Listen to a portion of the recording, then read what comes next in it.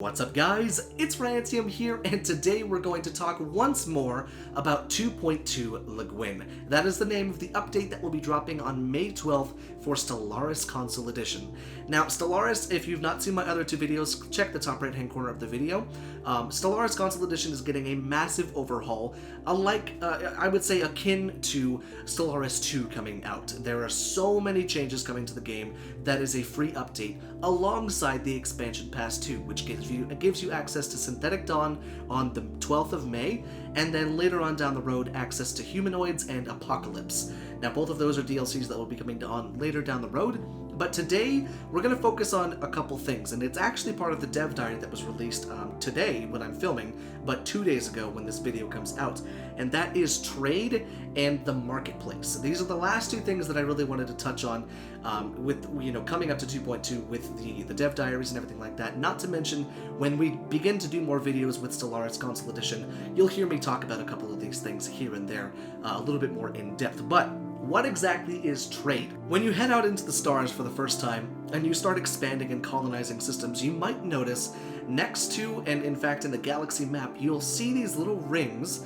with a number underneath them. It can be a small number, which could be like 1 or 2, or it could be a big number like 13 or 12. These numbers represent the trade value that that system is going to give you if you build what's known as a trade hub. Now, trade hubs are new starbase modules that you can build into the starbases that you use to colonize systems or to claim systems. So in the last video, we talked briefly about the border rework system and how the starbases work. We didn't go into detail about how there's anchorages, shipyards, guns, there's the trade hubs, everything like that, but we will be going over that in playthroughs and everything like that. But the trade hub is what's important when it comes to trade, obviously. What it does is when you put a trade hub into a starbase, it will then calculate one jump out from that starbase that the trade hub is inside of. If there is trade value to be collected within one jump of that system, it will collect it. The more trade hubs you have, the further your collection range is. And there is a research option that will allow you to expand upon that, giving you even more reach from one starbase. Now, trade value is something that can be collected in space, but can also be generated on planets. Now, trade value on the planet is what's made in the city districts, as well as the merchant districts, or the merchant buildings. So in 2.2, you'll find that there's a couple more buildings that you can build that will actually generate what's known as trade value.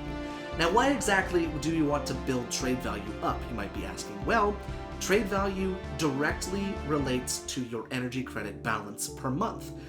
Your trade value can go towards your energy credits, which means if you're generating a bunch of trade value out in space as well as on planets, you don't necessarily need to focus on creating energy-producing districts or energy-producing buildings or even energy-producing mining stations. You can simply go off of trade. Now, keep in mind, it's a little bit of a far-fetched idea to only generate your energy through trade value. You would have to very, very specifically specialize your planets to be only city districts and only build the merchant buildings. You would have very few alloys. You'd have to specialize specific planets to do certain things, and it could get a little bit messy. But trade value in itself is very important because good trade value can just boost your energy, and it can boost your economy that much more. Now, it's not just a positive. With trade value comes piracy. Now, piracy is a mechanic that's new to 2.2, actual piracy, I should say. In 1.7, you did have something with pirates, but it wasn't as detrimental as this one can be. So, for instance, if you have a trade hub in your trade capital, which is your capital system, the first system you start off with, and then say you have a trade hub, 6 systems down the way, it's important for you to protect your trade value, because if your trade value at that station begins to dip in defense rating, the pirates will then begin to siphon off trade, making it less efficient for people to trade at that hub, increasing the amount of piracy there. So it's important to keep, a good eye on your little trade hubs, and the way you can do that is actually by sending ships to do a new action known as patrolling. Now, when the ships patrol, it kind of wipes clean the piracy that could have been on that trade route. And it's certainly something that, you can use to make it easier. But one thing that, I've noticed in my time playing on PC is that adding guns to the trade hubs, or adding, guns along the trade hub or along the trade route, is a better way of securing yourself for a longer time. And what I mean by that is, when you have a trade hub and then you have your capital system, the trade route will connect your trade hub to your capital system.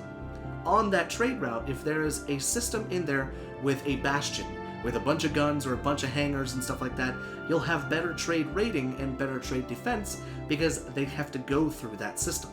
So that's kind of something to keep in mind with trade. Now, alongside trade, which is a very interesting mechanic that sounds difficult at the beginning, but can be easier to get the more experience you use with it, along with trade comes the Galactic Market.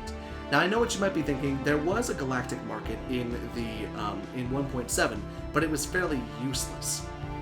Well, in this one, the Galactic Market allows you to sell off all of those excess materials for better things. So for instance, if I capped my mineral production at 50,000 minerals, and I reach 50,000 minerals, I don't want to just be sitting there collecting minerals and then them going to waste because I'm already at my cap. Well, what's great about the market is you can sell those minerals for energy, and then use those energy credits to buy alloys, to buy food, to buy consumer goods, to buy rare resources, to buy all sorts of that stuff. That is a wonderful addition to the game that will, instead of handicapping you for developing your economy very well, it will instead bolster yourself to allow you to begin to grow outside your own means. And what I mean by that is, if you're not producing enough alloys, say you're only producing like 10, 9, 8 alloys a month, but you're producing a lot of minerals and you're producing a lot of energy, then you can use that economy, that increased raw material economy, to begin to float your economy with, or to begin to float your alloy production.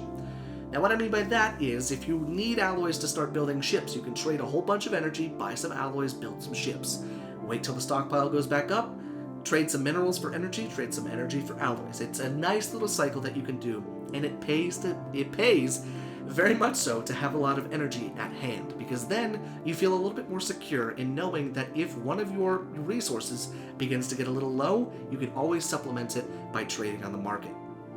So that's kind of one of the last things that I wanted to talk about as far as the regular 2.2 updates go, going along with some of the dev diaries and some of my experience that I've had on PC. But after the update comes out, you can look forward to updates on Synthetic Dawn. You can look forward to videos going over the traits for Synthetic Dawn, as well as the traits for organic empires, vanilla things, how Utopia works with 2.2. There's a bunch of different video ideas that I have written down, and if you're wanting to see any of that, make sure to park it right here, grab a sub, drop a like, whatever you want to do. And if you're looking for more Stellaris content, you can always check in the description. There's a bunch of great YouTubers down there that make content surrounding Stellaris, whether that's PC, Xbox, or PlayStation. And if you're looking for more from me, you can always check the top right-hand corner for the playlist for Stellaris Console Edition. So guys, thank you so much for watching, and I will see you in the next video.